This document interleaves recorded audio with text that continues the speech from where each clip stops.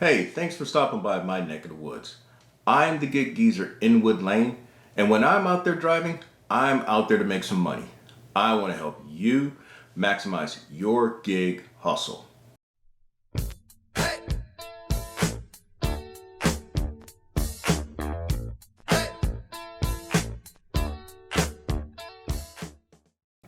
I don't do enough of these in which I provide uploads of gig geezer ride along hustles, but I hope to and I endeavor to do a better job of incorporating a few more of those in my repertoire of segments of the gig geezer.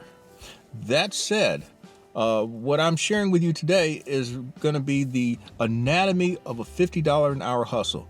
Now, the gig geezer don't always talk about dollars per hour because I believe that's really W-2 talk. But if I understand, though, if I'm going to try to attract more viewers here to the Gig Geezer channel, for which I'm appreciative of those of you who are already checking out the Gig Geezer and are actually subscribing. And by the way, hit that subscribe button if you like the content that's being provided. Also, give a thumbs up and share the segments with those that you know. And also, I welcome your comments below. Moving right along, I feel that this is no clickbait because of me sharing the $50 an hour, but at the same time, I shy away from talking $50 an hour because I feel that's a part of a W-2's mentality. My philosophy is that as a 1099, that being an independent contractor, being your own business person, the bottom line is what you make each day at the end of the week and at the end of the month. And now that we're getting closer to December and towards the end of the year. What I'm going to share with you is a summary of how this came about. I started this particular hustle today, November 22nd, at about 11:30, somewhere between 11:30 and 11:45. And about 10 minutes in, I caught a DoorDash order at Panera Bread. Now I'm thinking $9.05. This could pay a little more, or it may hold where it is. What I noticed, the actual drop-off location being an office building where I've dropped off many orders to, and actually to that floor, I was thinking that this order may pay a little better. It may pay $9.25, $9.50, maybe even at upwards of $10. Well, the order only paid $9.05. En route to that location, I picked up a DoorDash order for $14.23 from Lizard Thickets. For those of you who don't know, here in the Columbia market, Lizard Thickets is a family-owned local restaurant chain that specializes in Southern home-cooked meals. And the Williams family has been around for almost 50 years now in terms of providing service to people in this area. In fact, when I was in the car business, one of the Williams sons was actually bought a vehicle from me, and he paid cold hard cash. And I'm talking about writing a check for $25,000, and that was back in 2002. So they do quite well in their business. Now, moving on, upon arriving at Lizard Thickets, I picked up a UberEats order from McAllister's. All of these orders were within a 10-minute drop-off window of each other, and so the dots really kind of worked well for me at this juncture.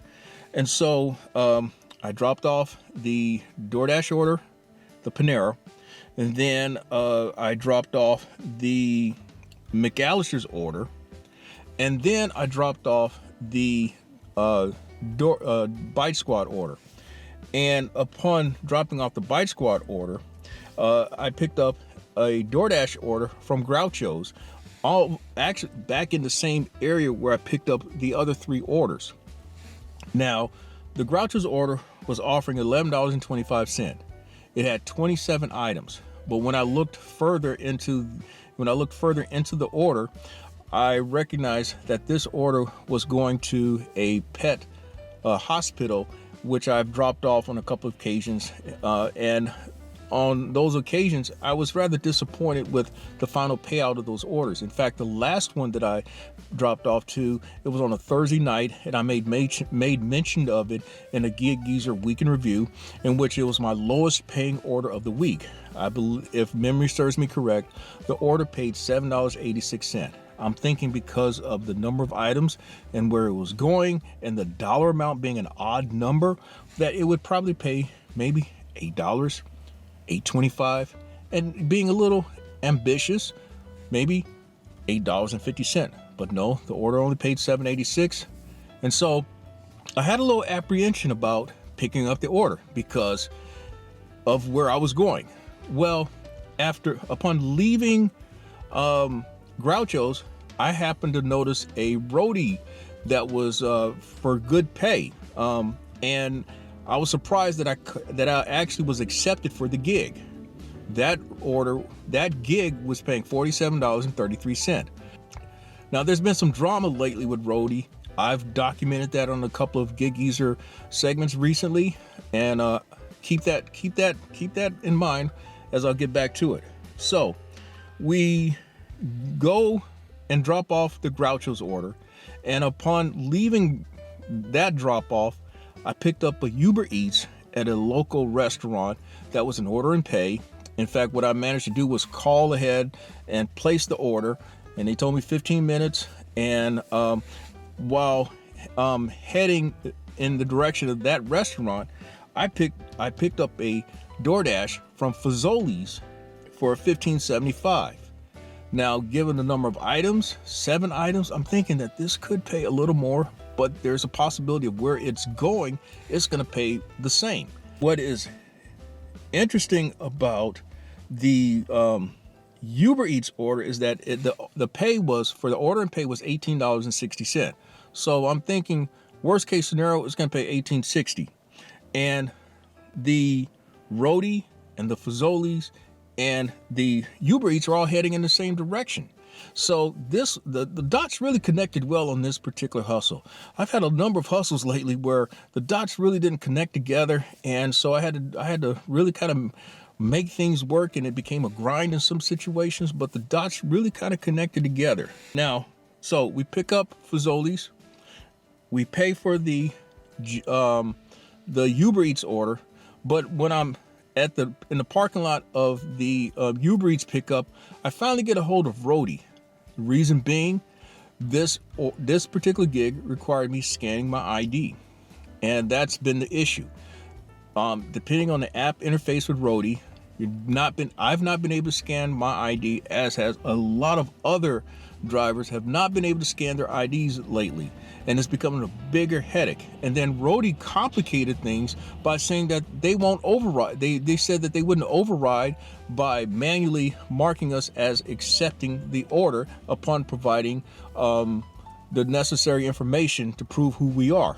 Well, I was on hold for 20 minutes with Roadie, and at the same time, if you do not mark the order as accepted after a certain period of time, somewhere within 15 to 20 minutes after accepting the gig, but then there's the acceptance process in which you have to provide your ID in certain situations, the gig will revert back to the pool, and somebody else may get that opportunity. Well, Roadie worked with me today. There was no resistance by Roadie. The guy took my information, marked me as having accepted the gig, confirmed my ID, and I was able to sprint down to the tire distributor place and then go all the way back up in the same direction where I needed to go to drop off the UberEats order, which ultimately paid $22.08. The next stop was Fazoli's, which ultimately paid $19. Now, on that drop-off with Fazoli's, this was an apartment complex in which you have to have a gate code to get in. And as what we all experience a lot of times with these apartment complexes and other places where you need access codes, people don't always provide them. And in this particular case, I called the guy, he didn't answer. Text message, didn't respond. And so fortunately, I was able to get in when somebody was coming out. I was able to go in the gate. Well, upon leaving, I stopped by the rental office and asked them, "Hey, do you have a generic code that us delivery folk can use to have access?" They said no, because their policy is that only the resident can provide gate code access. Well, I told them that's going to pose a problem. And she says, "I understand, but there's nothing we can do. It is up to the resident to provide information. We've encouraged them to do that." And so I told them, now that's trifling on the residents' part. They think that we actually drive a Mach 5 where we punch the J button and jump over the fence or something. It doesn't work like that. Well, my thinking is on this, although I've not had to do this, is if I'm faced with that situation again, I'm going to contact driver support, namely, be it UberEats, be it GrubHub, be it DoorDash. Let them know the situation and apprise them that, hey, I've been here for several minutes now. There's been no response, no willingness to respond to provide access inside the place, and I'm going to document it as I'm going to leave this order at the fence if I can't get in, or if I'm able to get, depending on how the apartment's layout is, where the rental office is in the middle and then you got gates on either side or what have you, I'm going to leave the order at the rental office and they can get it themselves.